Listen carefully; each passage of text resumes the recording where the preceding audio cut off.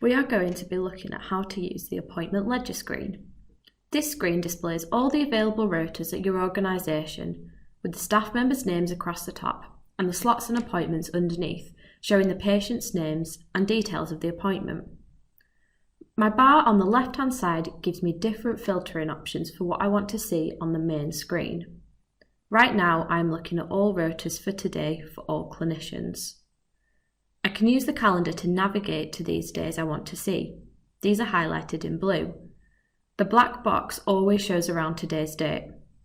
When selecting multiple dates, I can see the dates at the top of the rotas.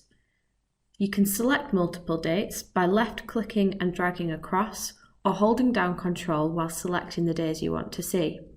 You can also drag down the calendar, which is useful if a patient tells you they finish work early on Thursdays, for instance, so you can easily see all the available appointments for the next 4 Thursdays. You can see more months on the calendar by using this drop-down, or by hovering over bookmarks until you see 2 arrows, then clicking and dragging to reveal more of the calendar. You can return to today's date by clicking the yellow clock.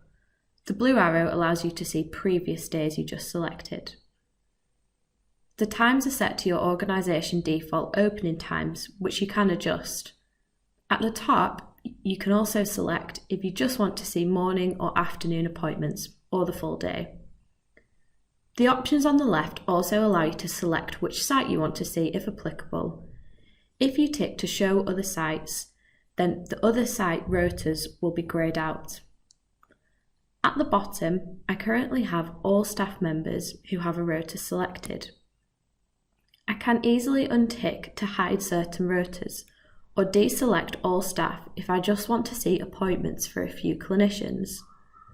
There are also quick options at the top of this list to see just female or male staff, filter by staff role or caseload, or to select multiple clinicians. You can save these selections using a bookmark. Here I have selected all the locum doctors at my unit. I can now click Add, name this bookmark, and it will appear in my list for only my login. In 2 weeks' time, another locum may be working and a couple have left. I can update this bookmark easily. Note that bookmarks can also be created at an organisation level.